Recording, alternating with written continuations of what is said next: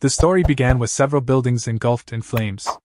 This was the Young Merchant Guild, officially recognized as the wealthiest and most powerful merchant organization in the entire Central Plains. At least, it had been until that night, when the entire guild was reduced to a mountain of smoldering ashes. The destruction was no accident, nor was it the result of a business dispute gone wrong. It was a deliberate and merciless assault carried out by the infamous demonic cult. Amid the burning ruins, the guild master sat on the floor, covered in blood and surrounded by masked executioners. The cult leader looked down at him and remarked that, for a mere merchant, he possessed an annoyingly strong sense of justice. He demanded the key to a highly secured wooden box resting nearby. The guild master only sneered in response. He mocked the cultists, asking whether they truly took him for an idiot. According to him, they were the real fools. Without the key, they could never open the box, and any attempt to force it open would instantly destroy its contents. Growing impatient, the cult leader's eye began to glow with a sinister pink light. It was a powerful mind control technique. The guild master immediately felt an overwhelming pressure invade his mind. His jaw twitched uncontrollably, moving against his will until he was forced to reveal that the key was hidden beneath his chair.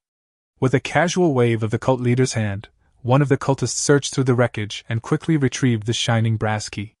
The cult leader examined the box and soon realized that even with the key, the mechanism inside was far too complex for him to handle. Turning back to the immobilized merchant, he mockingly suggested that he might as well finish the task himself since he had already surrendered everything else. Using dark sorcery, the cult leader forced the merchant's body to move. Against his will, the guild master's hands grabbed the key and inserted it into the lock. Inside his mind, he cursed the Martial Arts Alliance leader who had assured him that the box was impossible to open and completely safe from thieves. Apparently, even the finest ancient security systems were useless when facing a sorcerer. A click echoed through the room. The box opened. A brilliant blue light burst forth from within, illuminating the surrounding ruins. Nestled inside the silk-lined interior was a single legendary elixir pill. The guild master's stomach sank. The demonic cult had massacred his entire guild for the sake of a single pill. While he was processing the realization, the cult leader pressed a sword against his throat. Rather than begging for mercy, the merchant attempted to negotiate. He tried to buy his life with money, but the cult leader made it clear that wealth meant nothing to them. At that moment, the merchant smiled.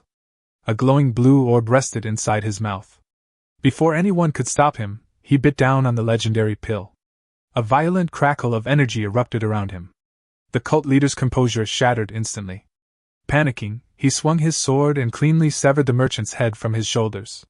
The head bounced across the wooden floor. Everything went dark. Then, in the very next instant, the merchant awoke with a terrified scream. He sat upright in a bed, clutching his neck and frantically checking whether his head was still attached. It was. Confused and disoriented, he struggled to understand how a dead merchant had somehow ended up alive inside a teenager's bedroom. Before he could make sense of anything, a loud scream echoed across the peaceful mountains of the Wudong sect. The bedroom door burst open. A stern middle-aged man strode inside carrying a thick bamboo stick. He immediately began berating a lazy secular disciple for sleeping in. The young merchant looked up. His mind froze.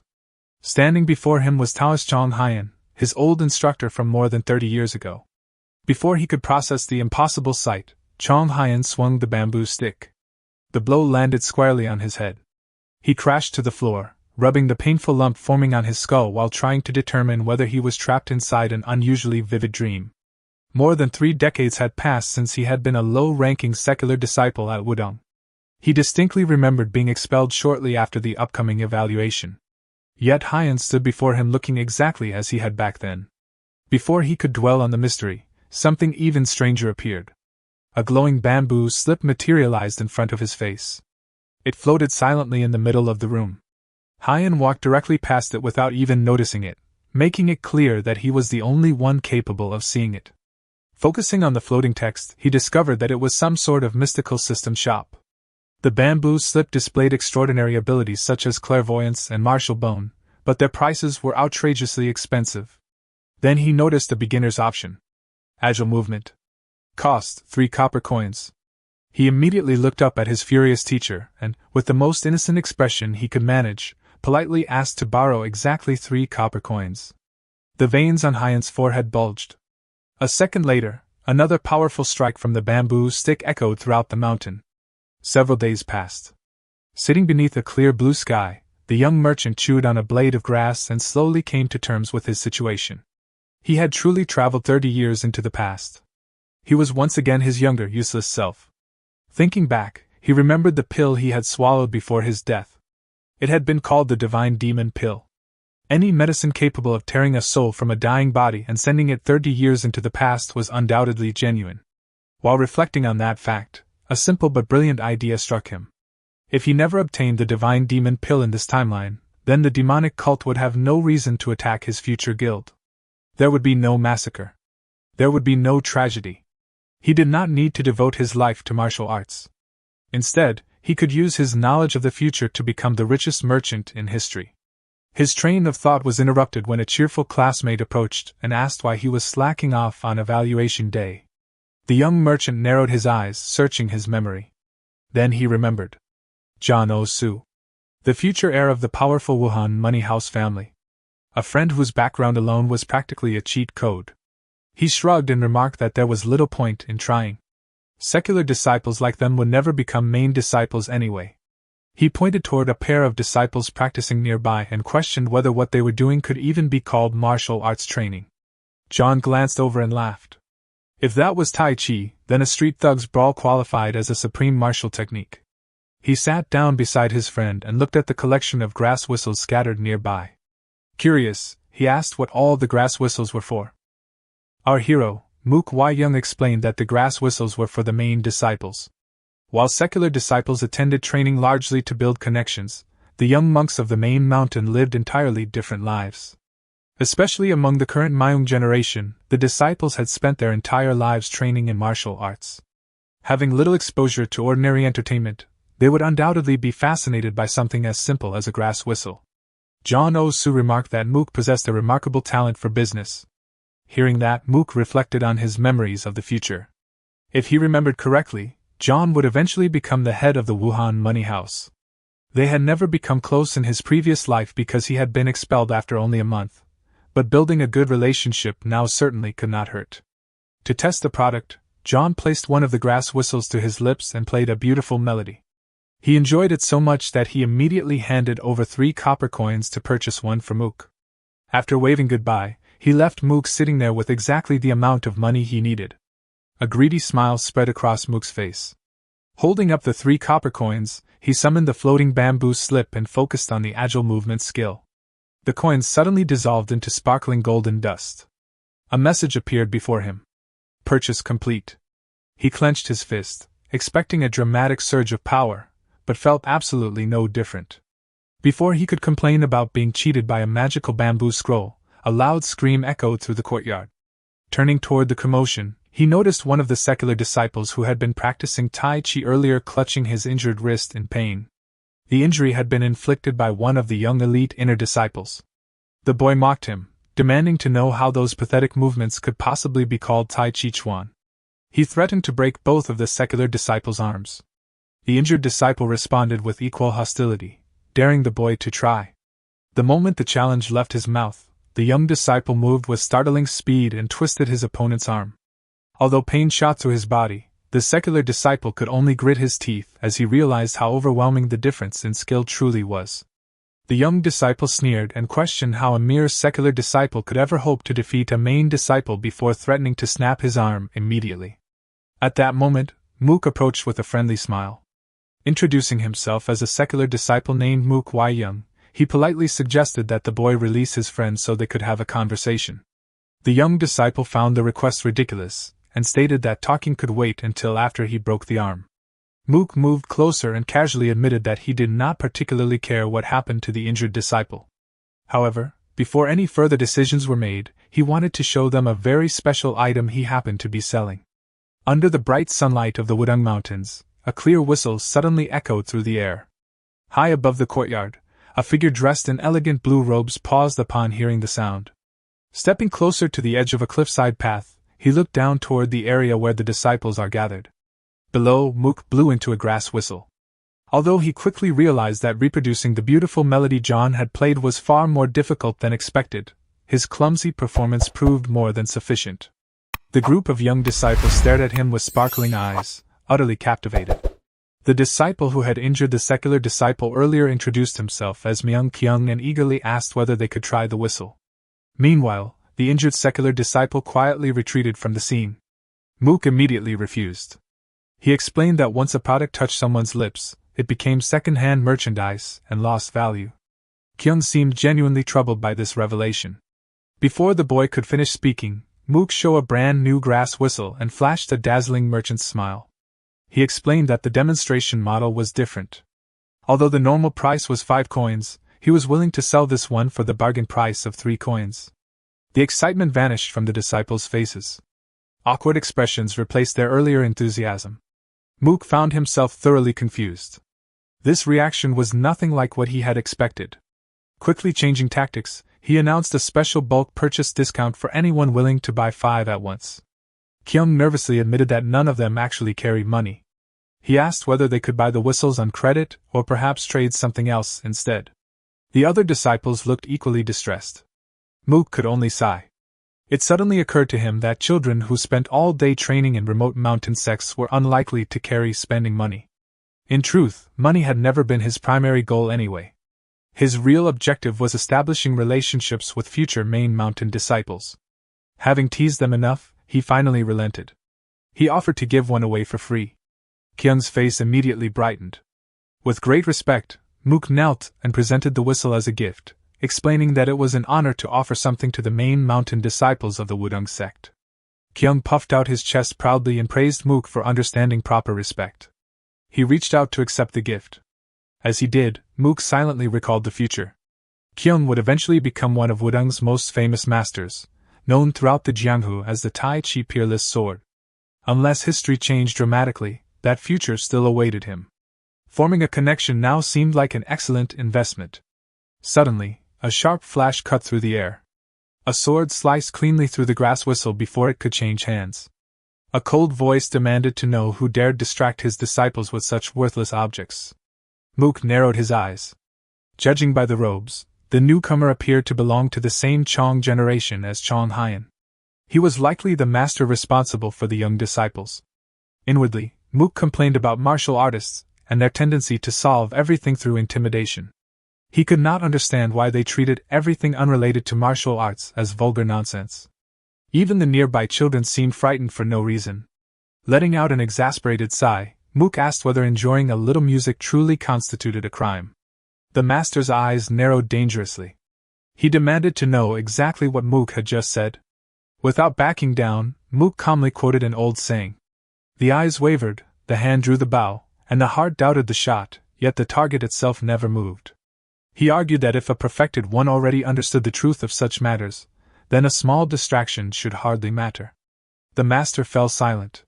His gaze settled on the severed grass whistle lying on the stone floor. Then his expression darkened. A roaring blue aura exploded from his body. The pressure crushed the surrounding air and spread throughout the area. With a cold voice, he remarked that Mook possessed quite the silver tongue and questioned whether those words should be interpreted as an insult to the rules of the Wudang sect. With his entire body trembling beneath the overwhelming pressure, Mook realized that the master was genuinely using internal energy against him. Despite the fear coursing through his body, he quickly concluded that it was merely an intimidation tactic. No matter how proud or arrogant the Wudang sect might be, they would never kill someone over such a trivial matter. Refusing to retreat, he clasped his hands together and boldly declared that a tree could never block the path of the wind and that he only prayed he would not break. The moment those words left his mouth, the crushing pressure disappeared. Instead of growing angrier, the master burst into hearty laughter. He praised Mook's spirit, commending him for standing firm against the weight of his aura. Although he maintained a calm expression, Mook could not help but inwardly acknowledge that there was a very good reason his insides had felt as though they were being turned upside down. Still smiling, the master reached into his robes and decided that a grass flute was a harmless enough pastime. He announced that he would purchase every flute and asked for the total price. Mook quickly calculated the amount and informed him that 15 flutes would cost 75 coins. The master immediately pointed out that Mook had previously mentioned a bulk purchase discount. Without missing a beat, Mook replied with a merchant's smile that the discount applied only to children. Surely a perfected one of the Wudang sect would not lower himself to paying a child's price. The master laughed again, openly amused by the boy's shameless greed. Calling him a cheeky youngster, he provided a crisp banking slip worth 100 coins and handed it over, telling him to keep the remaining amount as compensation for enduring the pressure test. Mook accepted the payment with great satisfaction. As he stared at the money, he could not help but conclude that 25 extra coins was a very reasonable reward for having his life flash before his eyes. Nearby, the young disciples happily played their newly acquired grass flutes.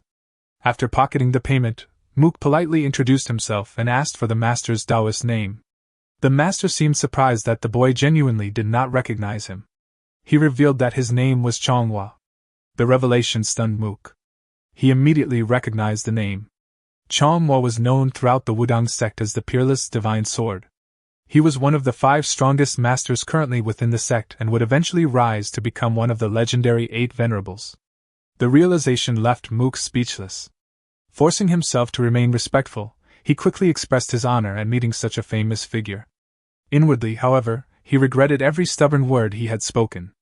Hua seemed to notice his reaction and teasingly asked whether he finally understood who he had been acting tough toward.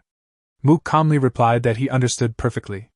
However, just as the Wudang sect followed the way of the Tao, a merchant was obligated to follow the way of the merchant. The answer only amused Hua further. Thoroughly entertained by the boy's refusal to compromise, he shook his head, gathered his disciples, and departed while remarking that Mook truly refused to give even a single inch. Once the master was gone, Mook released a long sigh of relief and wiped the cold sweat from his forehead. His moment of peace did not last long. Another secular disciple approached and expressed admiration for Mook, bold enough to speak so freely to the Peerless Divine Sword. The moment Mook heard the voice, his expression darkened. He immediately recognized the person.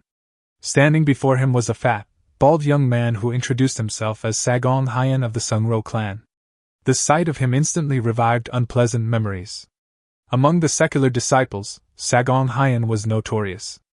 More importantly, he had been directly responsible for one of the most miserable events of Mook's previous life. With a friendly smile, Sagong Hyan suggested that they become friends. He mentioned hearing rumors that the Merchant King's son had entered the Wudang sect as a secular disciple and had assumed that Mook was the person in question. Mook immediately denied the claim, insisting that he came from nothing more than an ordinary farming family. Sagong responded with exaggerated sympathy. According to him, someone with such a humble background would struggle greatly in the harsh world ahead. Therefore, he generously decided that he had no choice but to become Mook's friend.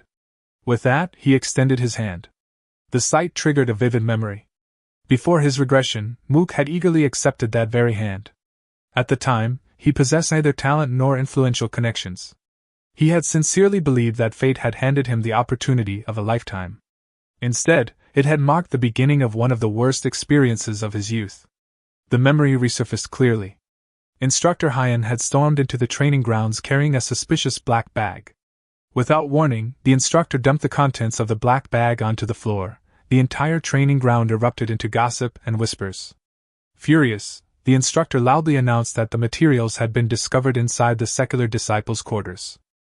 Watching the scene unfold, Mook immediately recognized the collection. Those were the very spring paintings Sagong had been secretly reading. The memory was so clear that he almost laughed. Sagong had stubbornly refused to lend them to anyone, especially him, and at the time Mook had thought the miser deserved whatever trouble came his way. Unfortunately, things had not unfolded as he expected. Instead of accusing the real owner, the instructor pointed directly at Mook and declared that the materials had been discovered inside his room. Completely stunned, Mook had immediately denied the accusation, insisting that none of the paintings belonged to him. The instructor refused to listen. Furious, he condemned Mook for daring to bring such vulgar materials onto the sacred grounds of Mount Wudong. While Mook desperately tried to explain himself, Sagong stood quietly in the background, casually whistling as though he had nothing to do with the situation. Without investigating any further, the instructor expelled Mook from the sect on the spot. Remembering that humiliating experience now, Mook felt his irritation rise once again. Back then, he had been too poor and powerless to seek revenge. Surviving from one day to the next had consumed all of his attention. Now, however, things were different.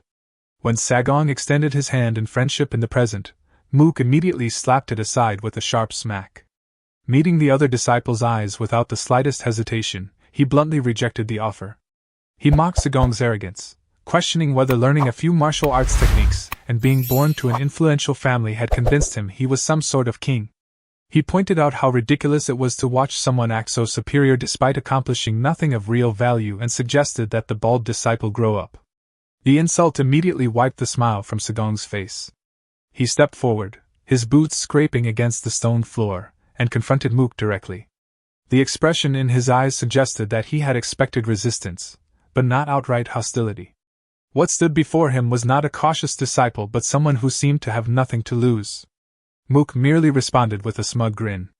He casually suggested that if Sagong was so eager for a fight, they might as well start brawling immediately, and get expelled together. For a brief moment, Sagong found himself at a complete loss.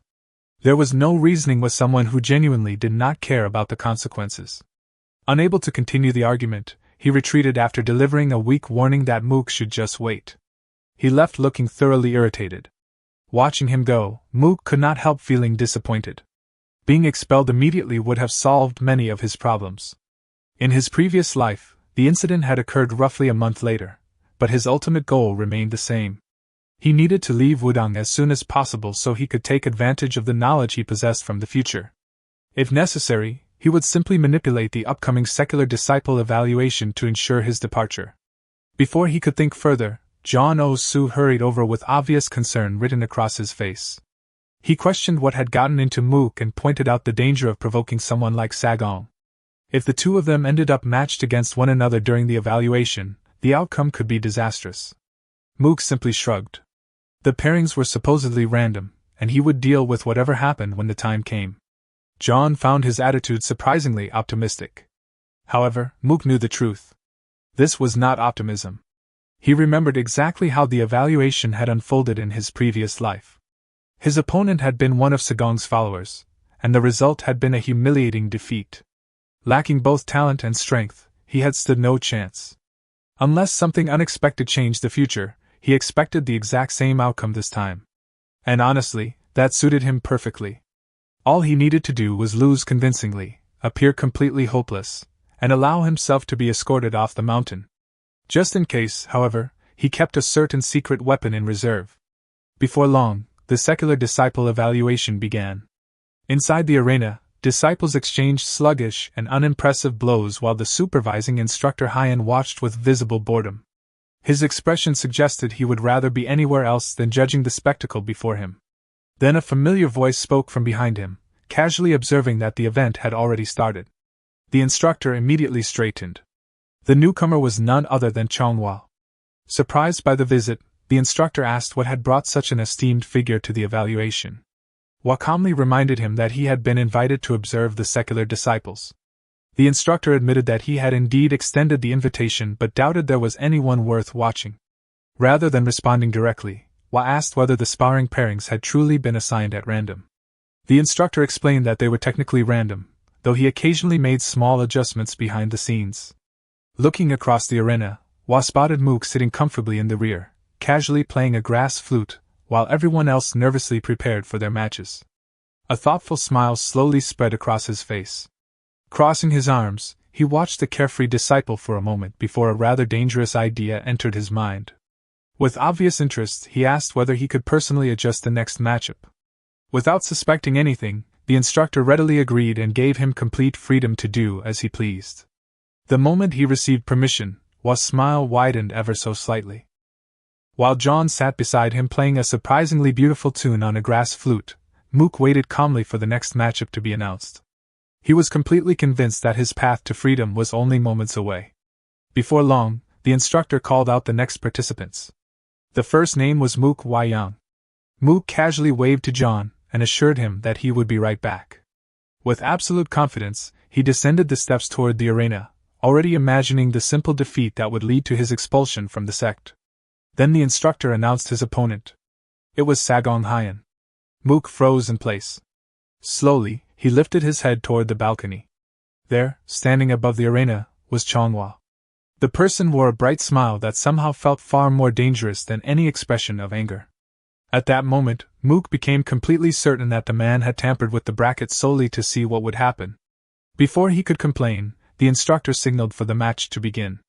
Across the arena, Sagong's face lit up with excitement. He looked like a child who had just received the perfect gift. Believing that his prey had delivered itself directly into his hands, he charged forward like a raging bull. Shouting that he had warned Mook to wait, he launched himself into the air and drove a massive fist straight toward Mook's head. Mook barely slipped backward in time. His carefully crafted plan of losing peacefully to an insignificant opponent had vanished completely. However, years of experience as a merchant had taught him one simple truth. When circumstances changed, strategies changed with them. Without hesitation, he squeezed the small black pouch hidden in his hand and threw a cloud of fine sand directly into Sagong's eyes. A horrified scream erupted from the bully. The spectators on the balcony fell completely silent. None of them had expected such a shameless tactic. Mook, meanwhile, wasted no time admiring his handiwork. Wearing a broad grin, he immediately rushed forward. Sagong swung wildly, blinded by pain, but Mook effortlessly ducked beneath the attack. Using the basic Samjay fist technique, he drove a solid punch into the bully's chin. The impact snapped Sagong's head upward. Before the larger disciple could recover, Mook followed with a second punch directly to the face, throwing off his balance entirely. However, the moment the strike connected, Mook noticed something strange. His body felt unusually light. Before he could understand why, a massive hand suddenly seized his wrist. Sagong grabbed him and violently slammed him into the stone floor. Pain shot through his body. Groaning, Mook realized he had become too excited and remained within striking range for too long. Blood trickled from Sagong's mouth as the larger disciple rose to his feet. His eyes burned with fury. Covered in dust and blood, he looked ready to tear someone apart. When he promised to end the fight right there, Mook suddenly realized he might have underestimated how dangerous the situation had become. From the balcony, the instructor was practically losing his mind. He shouted furiously about dirty tactics and unsportsmanlike conduct and looked ready to intervene personally. Before he could move, however, a hand stopped him. Hwa stood beside him, completely unconcerned. Rather than condemning Mook's actions, he calmly advised his junior brother to continue watching. The Hwa remarked that the Mook appeared to have a very specific plan. Back in the arena, Sagong Hyen raised his foot and brought it crashing down toward Mook's ribs. Mook rolled away at the last possible second. The stomp shattered the stone tiles beneath them. Dust exploded into the air. Quickly regaining his footing, Mook lowered himself into a defensive stance while his heart pounded violently inside his chest. Sagong attacked again. His fist cut through the air with tremendous speed. Yet something unexpected happened. Mook's eyes followed the attack perfectly. His feet shifted naturally across the stone floor. It felt as though his body already knew exactly what to do. He slipped beneath the punch and delivered another precise counterattack directly into Sagong's cheek. The strike landed cleanly. For a brief moment, Mook simply stared at his own hand. He could hardly believe what had happened. The movements felt effortless. Techniques that had once seemed awkward and difficult now flowed naturally through his body. Then realization struck him. Only one thing had changed. He had purchased agile movement from the mysterious bamboo slip. The system skill had transformed his physical abilities. Roaring in frustration, Sagong unleashed a barrage of reckless attacks. Heavy punches flew from every direction. Yet Mook found himself slipping between them with surprising ease. The cheap skill he had purchased for 3 copper coins had completely rewritten the limits of his body. He darted inside the bully's guard and drove a powerful straight punch directly into his nose. Blood sprayed through the air. Sagong stumbled backward before collapsing onto the stone ground in a dazed heap. A huge grin spread across Mook's face. The pay-to-win system was absurd. If money truly translated directly into power, then building a merchant empire had suddenly become the most important objective in the world. Unfortunately, the fight was not over. Slowly, Sagong pushed himself back to his feet.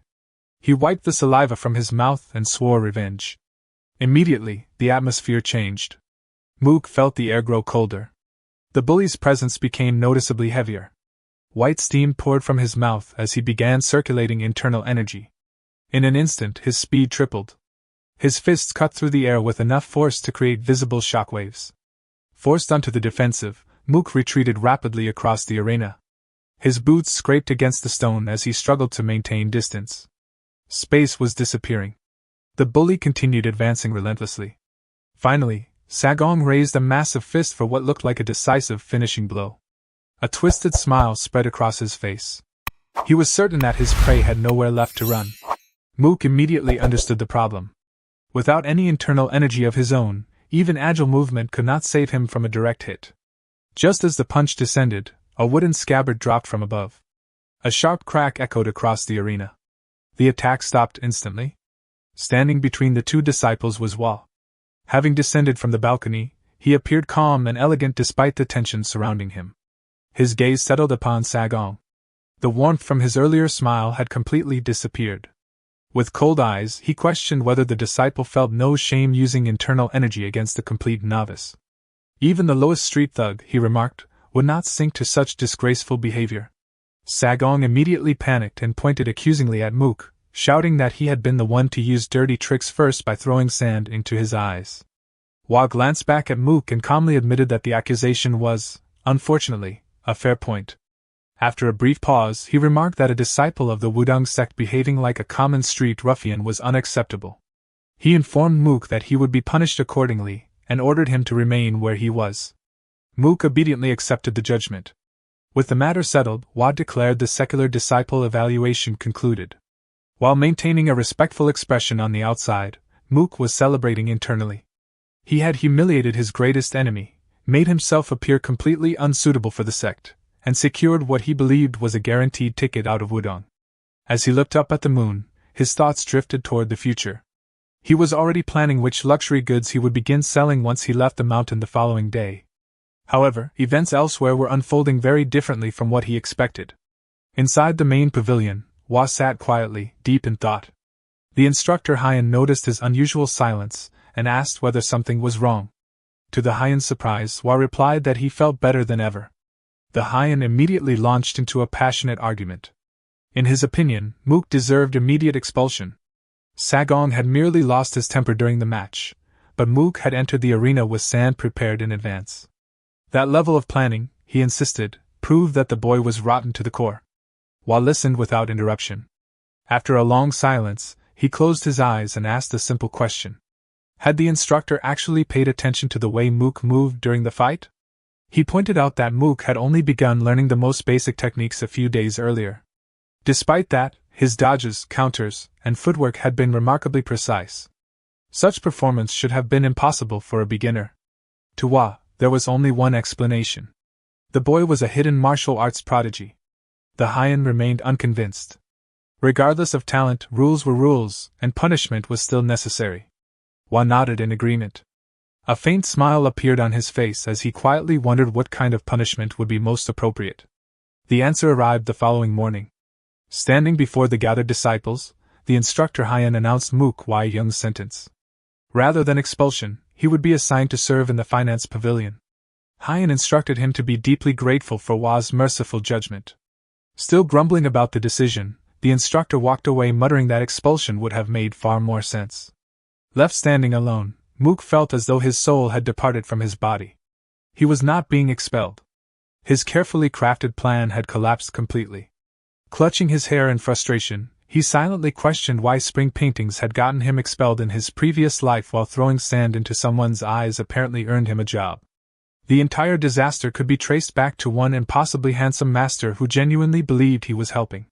A short while later, John approached from behind. He attempted to cheer Mook up by pointing out that avoiding expulsion was a good thing. Considering the talent he had displayed, perhaps he should aim even higher and try to become a main mountain disciple. Mook stared at him as though he had spoken in ancient language. Inwardly, he rejected the idea completely. He knew better than anyone that he possessed absolutely no martial talent. During his previous life, after achieving success as a merchant, he had tried to learn martial arts properly. Despite years of effort, he had been so hopelessly clumsy that he could not even master a single form.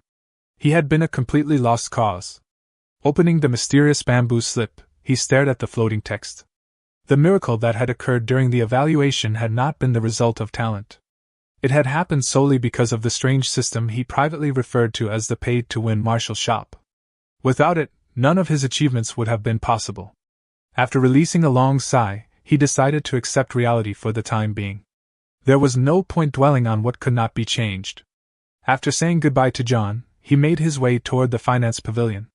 If early expulsion was no longer an option, then he would need to find a different path.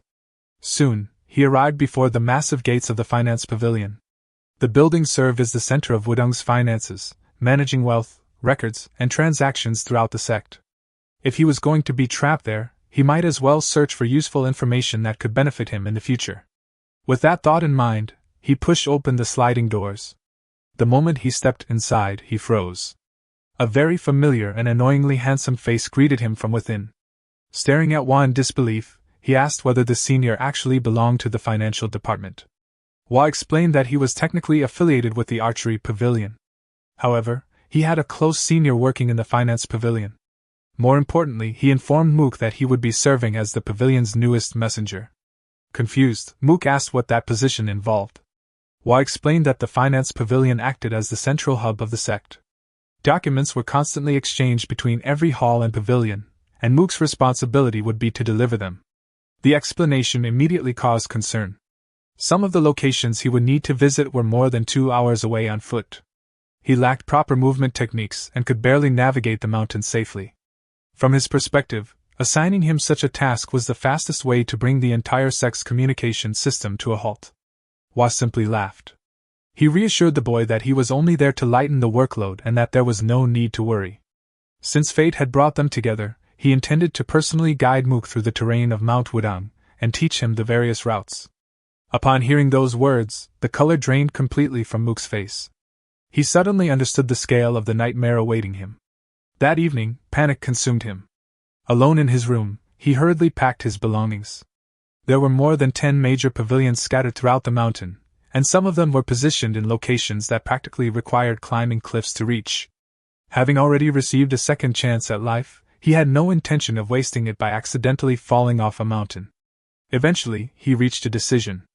Under the cover of darkness, he quietly slipped into the hallway. Keeping his footsteps silent, he moved past the sleeping quarters and crossed the main courtyard unnoticed. Once he reached the outer gates, he broke into a sprint. As far as he was concerned, a midnight escape was the only logical solution remaining. The moon hung high above the Wudong Mountains, and the night air remained still and quiet, creating the perfect setting for what Mook considered a flawless tactical retreat. Stepping out of the lodging, he was already overthinking every life choice he had ever made before even reaching the gate. A quick glance around revealed an immediate problem. The mountain paths were pitch black at night, with barely any visibility. Mook checked his private pay-to-win skill system and longingly stared at a night vision upgrade priced at 80 coins. Unfortunately, the mysterious shop maintained a strict cash-only policy. No credit. No vouchers. No exceptions. With not a single coin to his name, he was forced to rely on the most advanced stealth tool available to him, a massive blazing torch. He knew carrying a torch made him look like a walking target, but falling off a cliff in the darkness was not the kind of legacy he wanted to leave behind. Trying to reassure himself, he convinced himself that Wudong Mountain was far too large for anyone to notice one person sneaking around at night.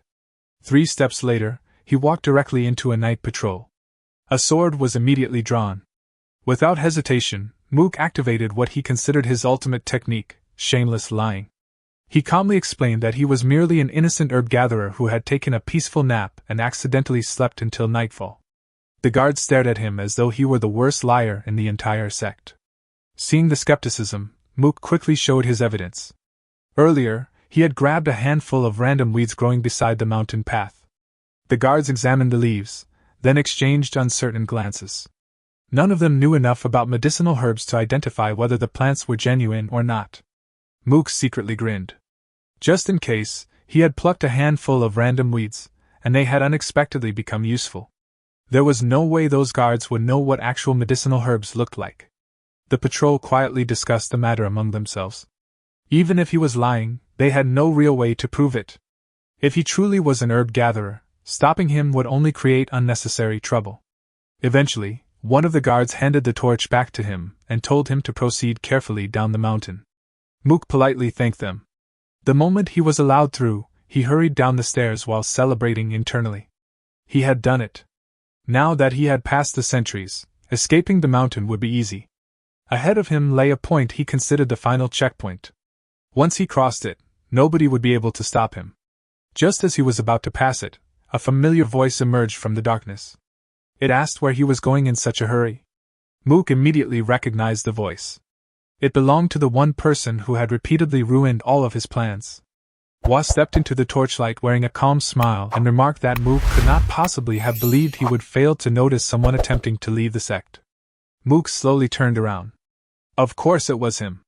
Naturally, Hwa had appeared at the worst possible moment. Trying to remain calm, Mook asked how he had known he would attempt to escape that very night. Hwa chuckled softly before explaining that martial artists observed far more than ordinary people realized. The 5 desires and 7 emotions were all reflected upon a person's face, and even unconscious muscle movements revealed hidden intentions. Mook then asked what Hwa intended to do with him. For once, Hwa's expression became somewhat serious. He explained that before deciding anything, he wanted to hear Mook's reasoning. Countless people throughout the Jianghu dreamed of entering the Wudang sect, yet Mook seemed determined to leave. Mook explained that becoming an official secular disciple required defeating a 3rd-generation main mountain disciple. If he failed that examination, everything would be meaningless. More importantly, he knew himself better than anyone. He simply lacked the talent to reach such heights. Hwa questioned whether he had even truly tried. Mook insisted that he was a hopeless case. Hwa stared at him for a long moment, completely unconvinced. He pointed out that he could see through the lies and encouraged Mook to speak honestly. He promised that whatever was said that night would remain between them. Hwa then stated that Mook's talent appeared remarkable, making his desire to leave even more confusing. Mook inwardly groaned. There was no way he could reveal that his so-called talent came entirely from a mysterious martial arts shop powered by money. After a brief pause, he decided to gamble on arrogance instead. He declared that the Wudang sect simply was not large enough to contain him. Silence followed. Almost immediately, regret hit him. Even he thought that statement sounded ridiculous. For a moment, Hwa's shoulders trembled. Concerned, Mook asked whether he was all right. The next instant, Hwa burst into laughter. Still laughing, he explained that he finally understood exactly what Mook meant. Mook's eyes lit up. To his surprise, that absurdly arrogant speech had actually worked. Hopeful, he asked whether that meant Hwa would allow him to leave. His optimism lasted only until Hwa calmly answered no. He explained that as a member of the Wudang sect, he could not simply ignore such a statement. Slowly, he drew his sword. Moonlight reflected across the polished blade. High-in he announced that he would show Mook the true essence of Wudang. Immediately, a powerful wind pressure surged outward, nearly tearing the torch from Mook's hand. The atmosphere transformed. The air itself felt heavy. Hwa leaped gracefully into the air, his blue robes flowing like water. A massive circle of glowing energy began forming beneath him across the stone ground. He instructed Mook to watch carefully. Taking a single step, he caused the ground itself to seem as though it rippled. Then he began to move. His sword painted flawless blue trails through the darkness. Mook stood frozen. The movements were gentle and serene, flowing like a calm river. Yet moments later they transformed into something fierce and overwhelming, carrying the unstoppable momentum of a storm. Softness and hardness intertwined perfectly. Neither interrupted the other. Neither dominated the other. The cycle continued endlessly, embodying the very pinnacle of Wudang's martial philosophy. It was the ultimate wisdom sword. A gigantic yin-yang symbol composed entirely of pure energy illuminated the entire area. Mook could only stare. The scale of the technique completely exceeded his imagination. Eventually, Hwa sheathed his sword and turned back with a smug smile. He asked whether Mook finally understood the depth of the sect. Mook remained expressionless. After several seconds of silence, he admitted that there was still one thing he did not understand. Hwa raised an eyebrow and asked what it was. Mook looked directly at him and voiced the question that had been tormenting him all night. He wanted to know exactly what Hwa wanted from him. Genius protagonists, overwhelming growth, and legendary battles, this is your battlefield. We're just steps away from 20,000 subscribers. Subscribe now and rise with us.